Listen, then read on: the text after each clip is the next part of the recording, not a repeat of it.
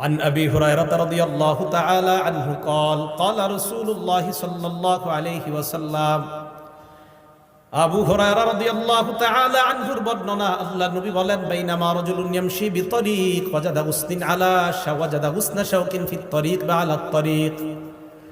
নবীজি বলেন এক ব্যক্তি রাস্তা দিয়ে হাঁটতেছে, হাঁটতে হাঁটতে হঠাৎ একটা কাঁটাযুক্ত ডাল পেয়ে যায়।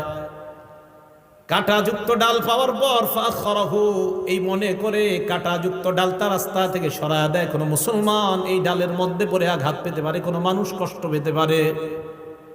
একটা সুই পাইছেন, রাস্তায় ফালাই দিয়েছেন, একটা ইটের টুকরা, যে টুকরা আপনার পায়ে লাগছে, আপনি চিন্তা করলেন আমার আরেক মুসলমানের পায়েও লাগতে পারে, এই টুকরাটা আপনি সরাইয়া দিয়েছেন। একটা কলার সিলকা, এটাতে আপনি পিছলা খেয়েছেন, আপনি চিন্তা করলেন আমার আরেক মুসলমান ভাইও এই সমস্যায় পড়তে পারে, আপনি সরাইয়া দিলেন।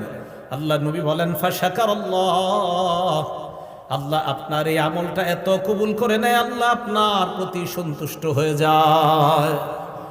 ওয়াগফারালা, শুধু তাই নয়, আল্লাহ নবী বলেন তার আগের জিন্দেগীর সব গুনাহগুলো মাফ করে দেয়। সুম্মা